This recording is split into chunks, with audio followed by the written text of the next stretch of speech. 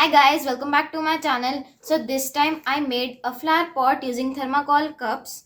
I designed it with mandala art on it, and for making mandala I used embossing tool and a pen, and I applied gesso on it. Gesso is a mixture of plaster of Paris plus glue plus water, and it helps to harden a object. So I applied gesso on my thermocol cups and it really turned out good. So without wasting more time, let's get started.